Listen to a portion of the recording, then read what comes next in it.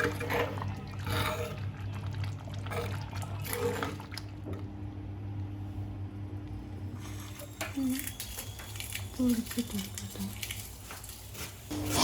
Welcome back to our channel. അപ്പോൾ ഇന്നത്തെ video എന്ന് പറഞ്ഞിട്ടുണ്ടെങ്കിൽ സ്വീറ്റ് പുളിഞ്ചില്ലേ അതെങ്ങനെ ഉണ്ടാക്കാന്നുള്ളതാണ് കേട്ടോ. ഓണത്തിൻ്റെ സമയത്ത് ഓണസദ്യ ഉണ്ടാക്കിയ നേരത്ത് ചെയ്തപ്പോൾ ഇതിൻ്റെ വീഡിയോ മാത്രം കുറച്ച് ഡീറ്റെയിൽ ആയിട്ട് എടുത്തു വെച്ചിട്ടുണ്ടായിരുന്നു. ഈ പിഴിഞ്ഞ് വെച്ചിരിക്കുന്ന പുളി ഫുള്ളും ഇതിൽക്ക് വേണ്ടതല്ല കേട്ടോ. സാമ്പാറിൽക്കും രസത്തിൽക്കും എല്ലാത്തിൽക്കും കൂടി വെച്ചിരിക്കുന്നതാണ്. ഈത്തപ്പഴമൊക്കെ കുരുവളഞ്ഞോട് എടുത്ത് വെച്ചിട്ടുണ്ട്, സവാള അരിഞ്ഞ് വെച്ചിട്ടുണ്ട്, ഇഞ്ചി ചതച്ചെടുത്തിട്ടുണ്ട്, ചതച്ചെടുത്തിട്ടുണ്ടെങ്കിൽ അരച്ചെടുത്തിട്ടുണ്ട്, വെളുത്തുള്ളി അരിഞ്ഞ് വെച്ചിട്ടുണ്ട്, പച്ചമുളക് അരിഞ്ഞ് വെച്ചിട്ടുണ്ട്, കറിവേപ്പില എടുത്ത് വെച്ചിട്ടുണ്ട്. ഇനി നമുക്കിത് ഉണ്ടാക്കാം. ഞാനിവിടെ മൺകലത്തിലാണ് കേട്ടോ ഉണ്ടാക്കുന്നത്. ഇതൊന്നും കൂടെ മൺകലത്തിൽ ഉണ്ടാക്കുന്നതാണ് ഏറ്റവും നല്ലത്. അപ്പോൾ ചട്ടി ഒന്ന് ചൂടായി വന്നപ്പോൾ വെളിച്ചെണ്ണയാണ് കേട്ടോ ഒഴിച്ചു കൊടുത്തിരിക്കുന്നത്. കടുക് പൊട്ടിച്ചെടുത്തിട്ടുണ്ട്.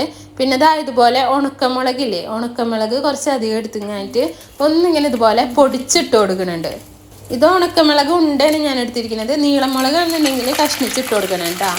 ഇനി ഇതൊന്നും നമുക്കൊന്ന് മൂപ്പിച്ചെടുക്കാം. അതിൻ്റെ കളറൊക്കെ ഒന്ന് മാറി വരുന്ന സമയത്താണ് നമ്മൾ ബാക്കിയുള്ളത് ചേർത്ത് കൊടുക്കേണ്ടത്.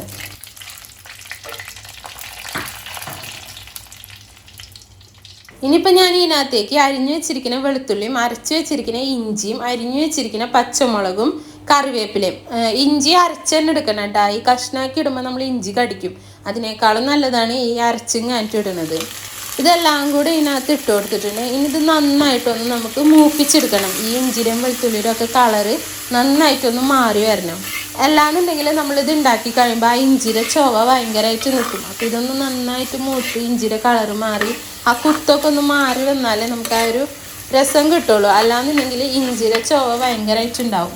ഇഞ്ചി അരച്ചെടുക്കുന്നതാണ് കേട്ടോ എപ്പോഴും നല്ലത്. ഇഞ്ചി ഇങ്ങനെ അരിഞ്ഞിട്ടിട്ടുണ്ടെങ്കിൽ നമ്മൾ ഇടയിൽ ഇങ്ങനെ ഇഞ്ചി അടിക്കും. അത് ഇഷ്ടമുള്ളവർക്കാണെങ്കിൽ ഇങ്ങനെ ചെറുതാക്കി അരിഞ്ഞിട്ടാൽ മതി. ഞാനിവിടെ കൂടുതലായിട്ടും ഇത് അരച്ച് തന്നെയാണ് കേട്ടോ ഇടാറുള്ളത്. അപ്പം ഇനി ഇത് ഇവിടെ കിടന്ന് നന്നായി മൂത്തിൻ്റെ പച്ചമണ്ണൊക്കെ ഒന്ന് മാറി വരട്ടെ. എന്നിട്ട് നമുക്ക് ബാക്കിയുള്ളത് ചെയ്തെടുക്കാം.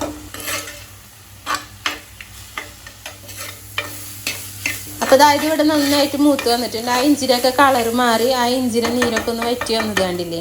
ഇനി ഇതിനകത്തേക്ക് നമുക്ക് ചെറുതാക്കി അരിഞ്ഞു വെച്ചിരിക്കുന്ന സവാള ഇട്ട് കൊടുക്കാം കേട്ടോ. സവാള ചെറുതായി അരിഞ്ഞാന്ന് ഉദ്ദേശിച്ചത് നൈസായിട്ട് അരിഞ്ഞതാണ് കേട്ടോ ഇട്ട് കൊടുത്തിരിക്കുന്നത്. സവാള കുറച്ച് അധികം തന്നെ ഇട്ട് കൊടുക്കുന്നുണ്ട് കേട്ടോ. സവാള ഇട്ട് കൊടുത്ത് കഴിഞ്ഞിട്ടുണ്ടെങ്കിൽ പിന്നെ അപ്പം തന്നെ കുറച്ച് ഉപ്പും കൂടി ഇട്ട് കൊടുക്കുക. എന്നാലേ പെട്ടെന്നൊന്ന് വാടി കിട്ടുള്ളൂ. അപ്പം ഞാനിപ്പോൾ സവാള വാടാനും കൂടെ കണക്കാക്കിയിട്ട് കുറച്ച് ഉപ്പ് ഇട്ട് കൊടുത്തിട്ടുണ്ട്. നമുക്ക് എന്തായാലും പോരാണ്ട് വരും, നമുക്ക് ആ സമയത്ത് ഇട്ട് കൊടുക്കാം കേട്ടോ. ഇനി ഇതെല്ലാം കൂടെ ഒന്ന് ഇളക്കി കൊടുക്കുക. ഈ സവാള നന്നായിട്ടൊന്ന് വാടി വരട്ടെ. ഈ പുളിയിഞ്ചി ഇതുപോലെ ഉണ്ടാക്കി നോക്കാത്തവരുണ്ടെങ്കിൽ എന്തായാലും ഒന്ന് നിങ്ങൾ ഉണ്ടാക്കി നോക്കിക്കോട്ടെ. കാരണം നമ്മൾ ഇത് കഴിച്ചു തുടങ്ങിയിട്ടുണ്ടെങ്കിൽ കഴിച്ചുകൊണ്ടേ ഇരിക്കും. നല്ലൊരു എരിവും ഉണ്ടാവും, പുളി ഉണ്ടാവും, മധുരം ഉണ്ടാവും, എല്ലാം കൂടെ മിക്സായിട്ട് നല്ല ടേസ്റ്റാണ്. ബിരിയാണിക്കാണെങ്കിലും നമ്മളെ വെറുജോറിക്കാണെങ്കിലും എല്ലാത്തിലും ഇത് നല്ല ടേസ്റ്റാണ് കേട്ടോ.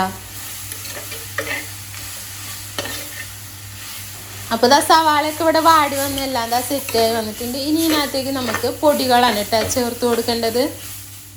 പൊടികളായിട്ട് ഞാനിവിടെ എടുത്തിരിക്കുന്നത് മുളക് പൊടി എടുത്തിട്ടുണ്ട്, മഞ്ഞൾപ്പൊടി എടുത്തിട്ടുണ്ട്, കുറച്ച് കറി മസാലപ്പൊടി എടുത്തിട്ടുണ്ട്. ഇത്രയും പൊടികൾ മാത്രമാണ് കേട്ടോ എടുത്ത് കൊടുത്തിരിക്കുന്നത്. ഇനി ഈ പൊടികൾ നേരെ ഇതിനകത്തേക്ക് ഇട്ട് കൊടുക്കുക. എന്നിട്ട് ഇതിൻ്റെ പച്ചമണം മാറി വരുന്ന വരെ നന്നായിട്ടൊന്ന് ഇളക്കി കൊടുക്കുക. നമ്മുടെ ചാനൽ ആദ്യമായിട്ട് കാണുന്നവരുണ്ടെന്നുണ്ടെങ്കിൽ എന്തായാലും ഒന്ന് സബ്സ്ക്രൈബ് ചെയ്തേക്കണേ. നിങ്ങളുടെ ഫ്രണ്ട്സിനും ഫാമിലിക്കൊക്കെ ഒന്ന് ഷെയർ ചെയ്ത് കൊടുക്കണേ. ഇനിയിപ്പോൾ ഈ പൊടികളുടെ പച്ചമണം മാറി വരുന്ന വരെ നമുക്കൊന്ന് ഇളക്കി കൊടുത്തുകൊണ്ടിരിക്കാം.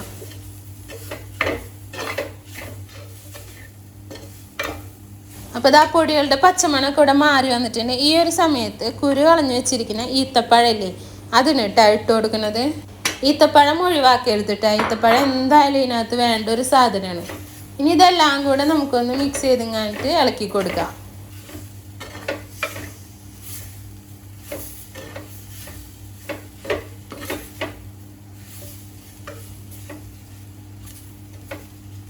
ഇനി ഇതിനകത്തേക്ക് നമുക്ക് പുളിവെള്ളമാണ് കേട്ടോ ഒഴിച്ചു കൊടുക്കേണ്ടത്.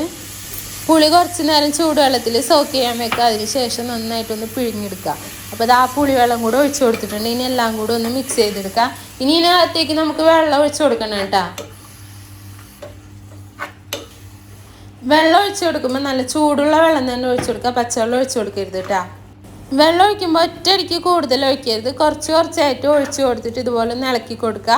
എന്നിട്ട് പോരാന്നുണ്ടെങ്കിൽ ഒഴിച്ചു കൊടുക്കുക. അങ്ങനെയാണ് കേട്ടോ ചെയ്യേണ്ടത്. അപ്പോൾ അതിനിപ്പോൾ കുറച്ചും കൂടെ പോരാന്ന് തോന്നിയപ്പോൾ ഞാൻ കുറച്ചും കൂടെ വെള്ളം ഇതിനകത്തേക്ക് ഒഴിച്ചു കൊടുക്കുന്നുണ്ട്. ഇനി ഇതെല്ലാം കൂടെ ഒന്ന് നമുക്ക് മിക്സ് ചെയ്തെടുക്കുക. ഇതിനകത്തേക്ക് വേണ്ട മെയിൻ സാധനമാണ് ശർക്കര.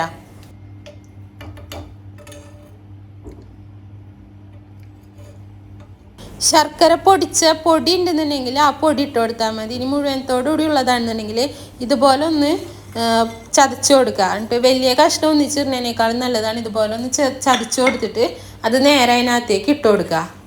സിറപ്പാക്കി ഒഴിക്കുന്നേക്കാളും നല്ലത് ഇത് ഡയറക്റ്റ് ഇട്ട് കൊടുക്കണത് തന്നെയാണ് കേട്ടോ.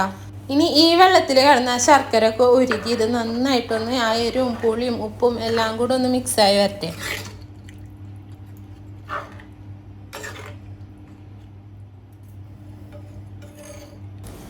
ഈ സമയത്ത് നമുക്ക് ഉപ്പ് നോക്കാം കേട്ടോ. ഉപ്പ് പോരാന്നുണ്ടെങ്കിൽ ഇട്ട് കൊടുക്കാം.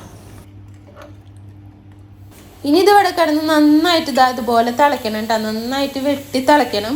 എന്നിട്ട് നന്നായിട്ട് വറ്റി വരുന്ന സമയത്താണ് നമ്മൾ ഗ്യാസ് ഓഫ് ചെയ്ത് കൊടുക്കേണ്ടത്. കലത്തിലുണ്ടാക്കുമ്പോഴുള്ള ഗുണം എന്ന് പറഞ്ഞിട്ടുണ്ടെങ്കിൽ ഇത് അവിടെ ഇരുന്നിട്ട് നമ്മൾ ഗ്യാസ് ഓഫ് ചെയ്താലും ഒന്നും കൂടെ കുറുകി നല്ല സെറ്റായിട്ട് നല്ല കട്ടിക്ക് തന്നെ കിട്ടും കേട്ടോ. ഞാൻ പറഞ്ഞില്ലേ സദ്യ ഉണ്ടാക്കുന്നതിൻ്റെ ഇടയിൽ ഞാൻ സദ്യയിൽ ഉണ്ടാക്കിയ ബാക്കി കറികളൊന്നും ഡീറ്റെയിൽ ആയിട്ട് എടുത്തിട്ടുണ്ടായിരുന്നില്ല. പക്ഷെ ഇതിൻ്റെ വീഡിയോ ഞാൻ ഡീറ്റെയിൽ ആയിട്ട് തന്നെ എടുത്തിട്ടുണ്ടായിരുന്നു കേട്ടോ. ഇതെന്തായാലും നമ്മൾ സെപ്പറേറ്റ് ആയിട്ട് അപ്ലോഡ് ചെയ്യാമെന്ന് വിചാരിച്ചിരുന്നതാണ്. കരുനാരങ്ങയുടെ അച്ചാറും അതുപോലെ ഓലനിക്കുള്ള പയറൊക്കെയാണ് കേട്ടോ ആ വെള്ളത്തിലിട്ട് വെച്ചിട്ടുണ്ടായിരുന്നത്. പുളിയിഞ്ചി ഇവിടെ ഞങ്ങൾ ഉണ്ടാക്കി വെച്ച് കഴിഞ്ഞിട്ടുണ്ടെങ്കിൽ പെട്ടെന്ന് കഴിയോട്ടെ. ഇതിവിടെ അധികം ഇരിക്കൂല. ഇവിടെ ഞങ്ങൾക്ക് എല്ലാവർക്കും ഇത് ഭയങ്കര ഇഷ്ടമാണ്. ഇത് നമ്മൾ ചോറിലേക്ക് കഴിക്കാനെടുത്താലും ചോറ് കഴിച്ച് കഴിഞ്ഞാലും നമ്മൾ ഇത് കുറേശ്ശെ ഇങ്ങനെ ഇട്ടിട്ടിട്ടിട്ട് ഇങ്ങനെ കഴിച്ചുകൊണ്ടിരിക്കും. ഇതിപ്പോൾ ഇതാ ഇവിടെ കുറുകി വന്ന് കളർ മാറിക്കൊണ്ടിരിക്കുന്നില്ലേ. ലാസ്റ്റിൽ ഇത് കറുത്ത കളറാവട്ടെ. നല്ല കട്ടിയായിട്ട് നല്ല കറുപ്പ് കളറിലാണ് നമുക്ക് കിട്ടുക. ഇഞ്ചിക്കറി എന്ന് പറയുന്നതുണ്ട്. അത് നമ്മുടെ അവിടെ വേറെയാണ് കേട്ടോ ഉണ്ടാക്കുന്നത്. ഇത് പുളിയിഞ്ചി, സ്വീറ്റ് പുളിയിഞ്ചി എന്നാണ് നമ്മൾ പറയുന്നതിനെ. ഇത് പല സ്ഥലത്തും പല രീതിയിലാണ് ഉണ്ടാക്കാറുള്ളത്. നമ്മുടെ അവിടെ ഇഞ്ചിക്കറി എന്ന് പറയുന്നത് ഇതിനല്ല കേട്ടോ. അതിനകത്ത് നമ്മൾ ഈത്തപ്പഴമൊന്നും അങ്ങനെ ഇടൂല. ഇത് സ്വീറ്റ് പുളിഞ്ചിയാണ്. ഇത് ഇരുന്ന് വറ്റി നല്ല കറുപ്പ് കളറിൽ നല്ല കുറുകിയിട്ടുള്ള ആ ഒരു പരിവുണ്ടായിരുന്നു. വീഡിയോ എടുക്കാൻ പറ്റിയിട്ടുണ്ടായിരുന്നില്ല. ആ ഒരു തിരക്കിൽ പെട്ടുപോയിട്ടുണ്ടായിരുന്നു. അപ്പോൾ ഇന്നത്തെ വീഡിയോ എത്രയുള്ള വീഡിയോ നിങ്ങൾക്ക് ഇഷ്ടപ്പെട്ടെന്ന് വിചാരിക്കുന്നു. ഇഷ്ടപ്പെട്ടിട്ടുണ്ടെങ്കിൽ ഒന്ന് ലൈക്ക് ചെയ്യുക, ഷെയർ ചെയ്യുക, കമൻറ്റ് ചെയ്യുക, സബ്സ്ക്രൈബ് ചെയ്യുക, അടുത്തുള്ള ബെല്ലൈക്കൺ ഒന്ന് അമർത്തി കൊടുക്കുക. അപ്പോൾ നമ്മൾ പുതിയ വീഡിയോ ഇടുമ്പോൾ നിങ്ങൾക്ക് നോട്ടിഫിക്കേഷൻ വരും. അപ്പോൾ നല്ലൊരു വീഡിയോ ആയിട്ട് അടുത്ത ദിവസം കാണാം. അപ്പോൾ ഓക്കെ.